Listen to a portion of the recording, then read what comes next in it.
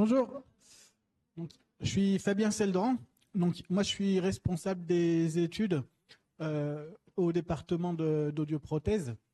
Donc, à la direction, on va être trois. David Collin, qui va être le directeur de la formation, et on est deux responsables d'enseignement, moi et Pierre-Antoine Q6. Et il y a également notre secrétaire Véronique Villalon, qui fait l'interface entre les étudiants et nous et qui travaille beaucoup avec nous aussi. Donc, au niveau des études, donc, ça va se passer en 3 ans, audioprothèse. Donc, je vais peut-être faire des va-et-vient sur les diapos. Donc, ce sera un accès via Parcoursup. Donc, pour avoir un ordre d'idée, sur l'école de Lyon, il va y avoir 52 places accessibles via Parcoursup, et où on va examiner donc le dossier scolaire. On va regarder donc les notes de première et de terminale, et éventuellement le parcours dans le supérieur si vous avez fait des études après le bac. On va regarder aussi la fiche à venir, qui a dû être remplie par le conseil de classe. Vous aurez une section à remplir sur tout ce qui concerne les activités et centres d'intérêt, et remplir également une lettre de motivation. Et pour accéder en audioprothèse, il y a aussi la possibilité d'y accéder par une validation d'acquis d'expérience.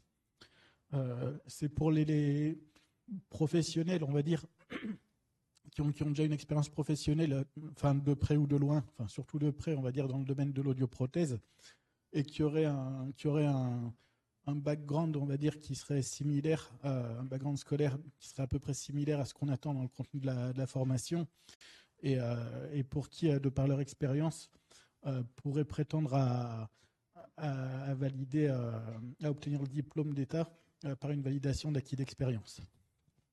Donc pour ça, il faudra soumettre un dossier complet.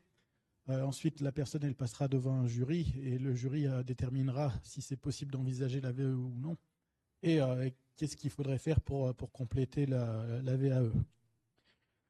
Donc, au niveau de Parcoursup, par rapport au profil, on va dire, des études et des étudiants qu'on attend,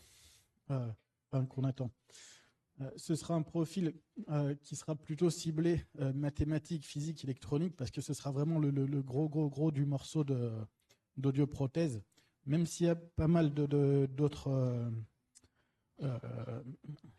matières. Le cœur, on va dire, de la formation, ce sera surtout maths, électronique, physique. Donc, par rapport aux prérequis, vous aurez plus de facilité si, par exemple, vous avez fait maths expert ou maths complémentaire ou physique, voire SVT en première et terminale. Mais voilà, si vous voulez maximiser les chances, en tout cas avoir pas trop de difficultés à l'entrée, il vaut mieux avoir un bon niveau de mathématiques, j'ai envie de dire. Après, par rapport à Parcoursup, ou même de façon générale, si vous voulez candidater à audioprothèse, je vous invite quand même à faire des stages d'observation soit dans des laboratoires, parce que la plupart des audios, ils acceptent assez facilement les étudiants en stage d'observation avant l'entrée dans l'école. À la fois, ça vous permet de savoir où vous mettez les pieds, et à la fois, je pense que vis-à-vis de Parcoursup, ça nous permet de savoir que vous avez conscience de en quoi ça consiste le métier, et que vous vous attendez bien à ce à quoi vous allez avoir en termes de public et en termes de métier, à quoi ça correspond. Donc, le diplôme d'état d'audioprothèse, donc à Lyon, on va avoir entre 50 et 60 étudiants par promotion, et donc c'est organisé en 3 années. La première année, on va avoir un premier semestre avec des cours théoriques, un deuxième semestre avec des stages. Donc en gros, c'est 4 mois, la répartition. Donc à la fin du premier semestre, vous allez avoir des examens de fin de semestre. Donc la première année, ça va être fin janvier à peu près. Et ensuite, vous allez partir en stage de fin janvier jusqu'à mi-mai. Deuxième année, c'est pareil, on commence avec un premier semestre de cours théoriques, et deuxième semestre, ce sera des stages, donc avec les examens fin janvier aussi.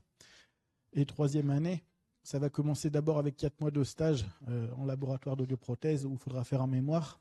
Et ensuite, vous avez des cours théoriques sur le deuxième semestre. À la fin de ce deuxième semestre, donc vous aurez les examens écrits. Suite à la validation des examens écrits, il y aura un grand oral. Donc ce sera un examen qui sera à l'oral devant tous les membres de l'enseignement du département. Et ensuite, en octobre de l'année suivante, vous avez une soutenance de mémoire. Donc au niveau des cours théoriques, ce sera assez dense, on va dire, quand vous avez les cours théoriques. Il y a 4 mois, mais c'est vraiment très dense. Je présenterai après le détail des cours que vous allez avoir. Au niveau des stages, donc la première année, vous allez avoir 3 stages. Il va y avoir un premier stage de 10 semaines en établissement hospitalier. Là, ça permettra surtout d'avoir le contact patient et de mettre en pratique ce qu'on vous a appris du point de vue réaliser les examens, comprendre les examens que vous faites, pourquoi vous les faites. Donc ça, ce sera plus apprendre à réaliser les examens. Ensuite, on va avoir un stage de 2 semaines, soit en établissement gériatrique ou en EHPAD. Ça, c'est plus pour avoir le contact avec la personne âgée, plus pour appréhender. Ce sera plus de l'observation, on va dire, ici. Et ensuite, le troisième stage de première année, ce sera 4 semaines en immersion dans un laboratoire d'audioprothèse. Ce sera l'observation, mais après, vous pouvez commencer à manipuler si vous êtes à l'aise, si le maître de stage il vous sent bien. Au niveau des stages, il faut avoir conscience aussi que les stages, c'est l'école qui les sélectionne. Donc, vous avez juste à choisir les stages sur une liste de stages. Mais par contre, ils vont être répartis dans toute la France. Et en fait, le choix des stages, en tout cas à Lyon, ce sera au mérite. Donc, c'est le premier qui est le mieux classé qui va avoir le plus de choix. Ensuite, c'est le deuxième au classement qui va choisir. Donc, des fois, avec Parcoursup, on peut se retrouver, même si on a un bon dossier, on peut se retrouver dans la fin du classement, mais il faut être préparé à ça. Et il faut savoir que vous pouvez vous retrouver partout dans la France. Vous pouvez vous retrouver à Lille, vous pouvez vous retrouver à Rennes, peu importe. Donc, faut envisager ça aussi du point de vue mobilité, savoir que vous n'allez pas forcément rester à Lyon si vous êtes étudiant à Lyon, en tout cas pour la partie stage. Et donc ça pour les 3 stages, le stage d'hôpital, le stage gériatrie et le stage de laboratoire d'audioprothèse. Après, il y a quand même pas mal de stages à Lyon, mais voilà, faut quand même avoir conscience de ça. Et ensuite, pour la deuxième année, le choix du stage, c'est en fonction des résultats à la première année et du classement de la première année que vous pourrez choisir d'aller à tel ou tel endroit, et ainsi de suite pour la troisième année.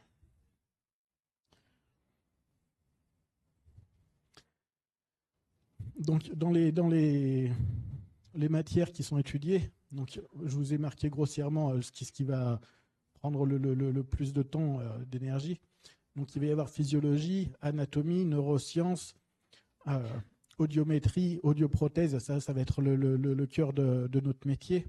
Physiologie, anatomie, neurosciences, ça c'est quelque chose souvent qui sera mutualisé avec les autres composantes de l'ISTR comme orthopsie ou orthophonie. Ensuite, vous allez avoir des cours de phonétique, de psychoacoustique. Donc là, on va commencer à rentrer dans la partie physique. Et ensuite, tout ce qui va être électricité, électronique, physique acoustique. Donc ça va être vraiment le gros morceau axé sur maths, physique, électronique. Et ensuite, une partie qui va consister plus en droit de la santé et comptabilité. Donc, au niveau du métier d'audioprothésiste, c'est plutôt un métier qui sera multifacette. On va avoir plusieurs tâches. Donc, en gros, juste pour voir ce qu'on représente, donc il va y avoir une phase où on va regarder dans les oreilles du patient, vérifier qu'il n'y a pas de problème. Une phase qui va être assez manuelle pour quand il faut faire de la retouche d'embout ou quoi. Ensuite, on va faire les examens auditifs. Donc, en gros, on va mettre le casque sur les oreilles du patient, on lui demande quand il entend. Bon, ça, c'est assez simplifié, mais du coup, c'est en ça que ça consiste. Il va y avoir aussi une phase où on va prendre les empreintes, les moules des oreilles des patients pour ensuite fabriquer les appareils sur mesure, et ainsi de suite. Donc après, de plus en plus, les appareils ils sont connectés. Donc c'est vrai qu'on va avoir des publics où des fois les patients ils vont nous demander d'avoir les téléphones dans les oreilles. Bon, c'est pas le gros de l'appareil, du métier, mais disons que de plus en plus, les appareils ils vont être connectés aussi. Nous, derrière, ça va nous faciliter la tâche aussi pour quand on doit régler les appareils, ou pour communiquer avec l'ordinateur, les interfaces de réglage, ce sera un peu plus facile. Et donc, voilà, les appareils, on pourra en trouver soit sous forme d'intra-auriculaire, comme vous avez ici, soit sous forme de contour d'oreille. Donc, la majorité du public qu'on va rencontrer, ce sera essentiellement de la personne âgée. On peut rencontrer aussi une population pédiatrique. Après, souvent, ce sera des audioprothésistes plus spécialisés qui rencontreront les enfants. Donc, au niveau de l'audioprothésiste, soit on peut être indépendant et s'installer, soit on peut être salarié, par exemple chez une chaîne comme Amplifon ici sur l'exemple. Donc après, ça, on choisit en sortie d'école en fonction des opportunités. Et donc, on peut aussi avoir une possibilité de faire du réglage d'implants cochléaires à l'hôpital. Donc, les implants cochléaires, ça, c'est une autre facette. En termes de volume, c'est beaucoup moins important que l'appareillage auditif. Mais donc, ça, c'est pour les personnes qui ont une grosse surdité, où le chirurgien va placer des électrodes dans l'implant, dans l'oreille interne. Et donc, on va avoir ce dispositif ici qui va être placé sur l'oreille du patient. Et là, on va stimuler avec des stimulations électriques le nerf auditif. Donc ça, ce sera une activité à part entière à l'hôpital, où on sera souvent dans une équipe multidisciplinaire, où on sera en communication avec le chirurgien ORL, avec les orthophonistes majoritairement. On peut aussi être audioprothésiste chez un fabricant de prothèses auditives ou d'implants auditifs, où là, en gros, moi, à mon sens, je pense que c'est bien aussi cet aspect, parce que vous serez encore plus spécialisé et vous êtes là vraiment en support audiologie pour quand les audioprothésistes vous appellent, vous êtes là pour répondre à toutes leurs questions, leur expliquer le fonctionnement de l'appareil et son comportement. Disons que là-dessus, vous connaîtrez vraiment de façon très poussée comment ça marche à l'intérieur de l'appareil. Et après, en termes de poursuite d'études, donc à la fin du diplôme d'audioprothèse, soit vous pouvez avoir à Lyon l'opportunité de faire un double diplôme. Donc en parallèle d'audioprothèse, vous pouvez faire l'école d'ingénieur Polytech à Lyon 1. Donc là, sur l'idée, vous allez faire première année cursus audioprothèse normale, deuxième année audioprothèse. Ensuite, la troisième année, vous allez partir en école d'ingénieur.